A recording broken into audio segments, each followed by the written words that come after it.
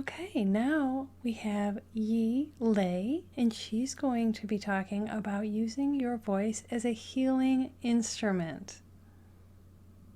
Hi, Yee. Hi, Megan. Thank you. Thank you. And hello, everyone.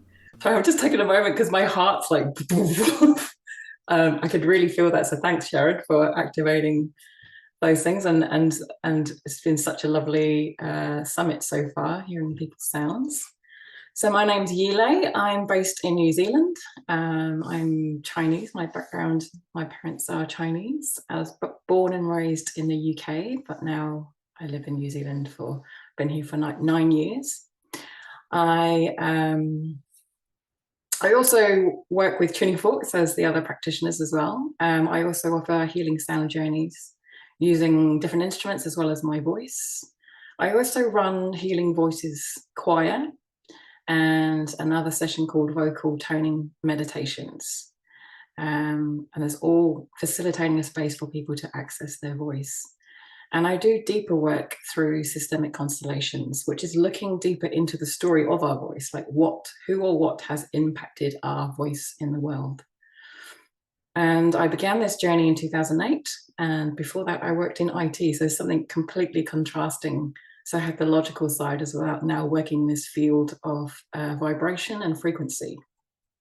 And my story is that I was actually quite shy, quiet, and scared to speak up. So I've come a long way from being that quiet person to doing things like this and being able to speak and zoom in and talk to people from all over the world. So the voice story for me has been healing in a way that I was able to give voice to emotions that I didn't have words for, energies that I just held back, unprocessed situations, impressions. I just did not have the words for them.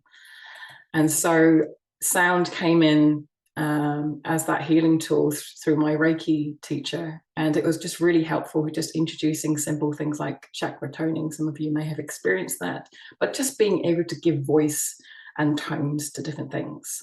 And for me on that journey, I discovered that it's more than just your voice in terms of the vocal cords. I realized it was actually about accessing all of oneself and bringing yourself fully into your life and living. So the voice for me is not just here, it's your whole being. How can we be comfortable with how we show up in the world? And so we have this powerful healing instrument inbuilt within us. It's free.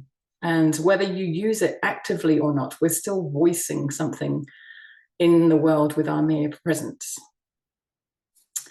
So the voice applications, I'm just going to talk a little bit more about how is the voice used.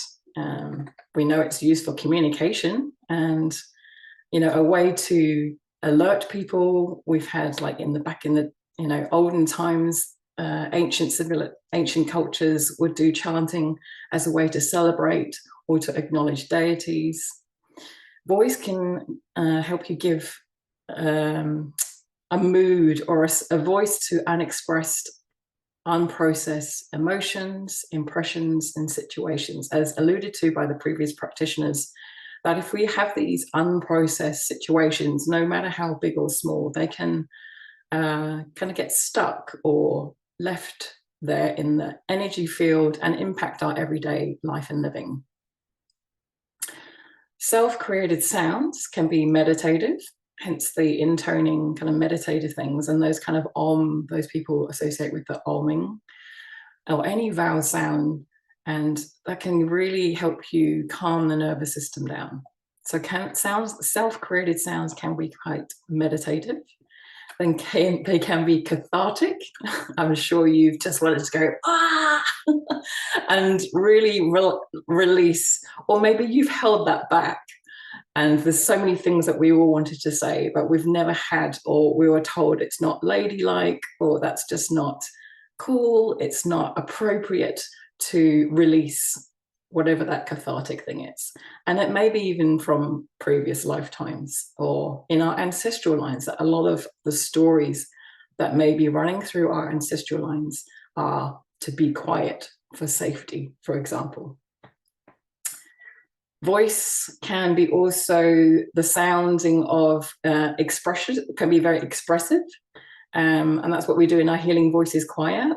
I invite the participants to explore with their voice and make different sounds, silly sounds, with the intention. So that's the key thing in all of this work, is the intention part. So we have the frequency or the sound, and then the intention part. So the expressive part could be, I want to sound joy, or sound peace, or sound sadness, or sound anger.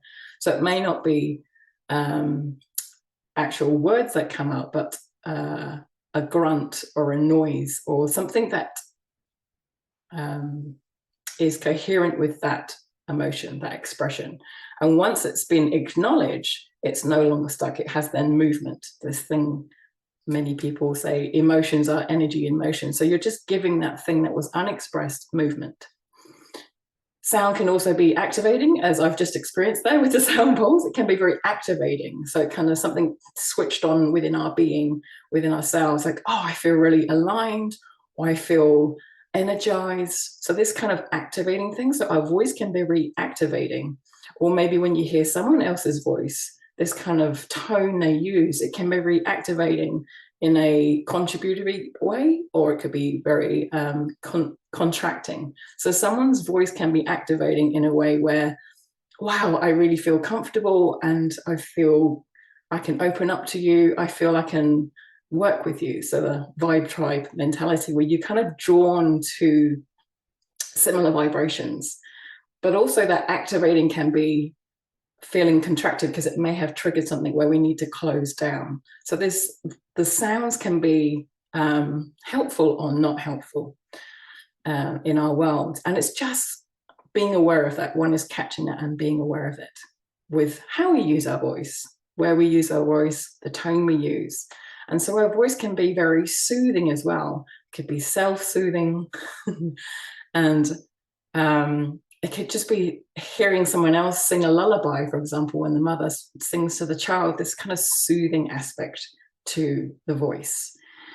And in some traditions, I know in my own tradition, I've got Chinese background, in our kind of multi-day funeral, for example, there's an actual section where you cry. So there's a release in that moment. And I think Irish folklore, they have keening. And that is, again, a purposeful section where they are wailing in lamentation for those who have passed on. So there's this, again, this expression, it's allowed. So, you know, those traditions may have been lost because we've been not allowed. We've had to be quiet or shut up. It's not appropriate. So there are these cultures and traditions that want to come back through. It's like to allow oneself to express.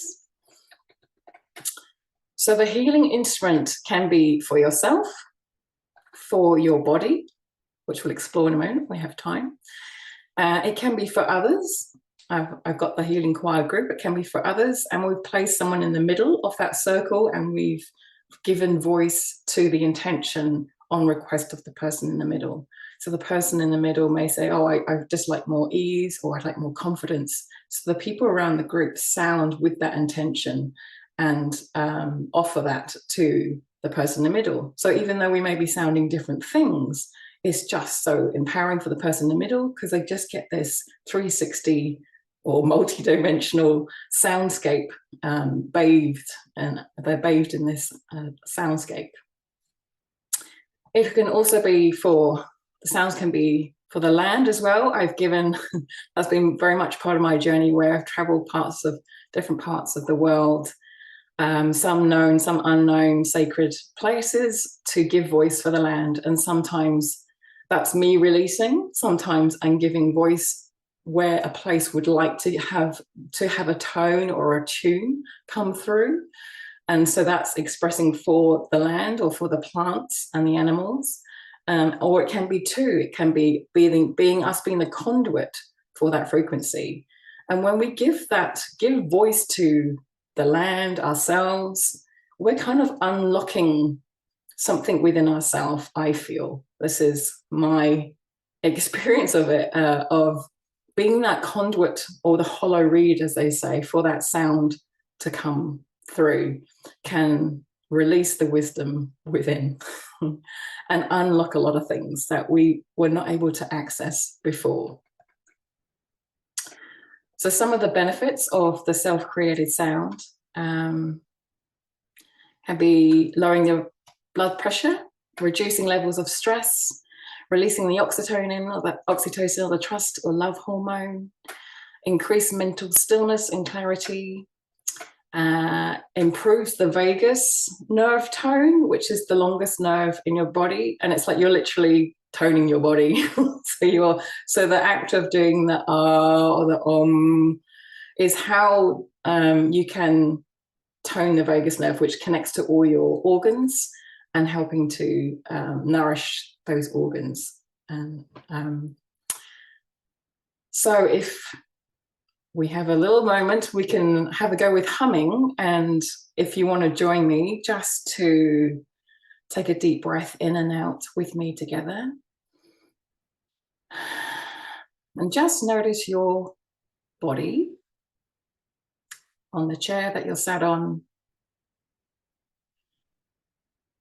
And maybe just find a body part. Perhaps it's your lower back or your shoulder or your heart. And you can place your hands there. And we'll just do one hum together and just notice what you notice. So just taking a deep breath in and humming out.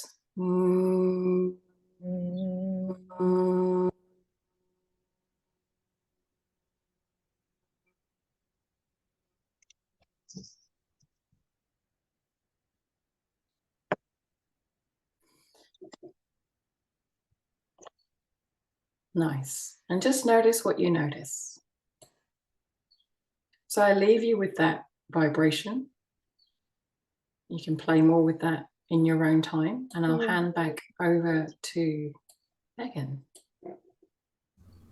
Thank you, Yee. I love your story about the healing choir with everyone standing in a circle with that person receiving that voice sound healing. That was really amazing. I'm glad you explained how that worked, because in my mind I was not visualizing that way at all. So it was really great for you to explain that.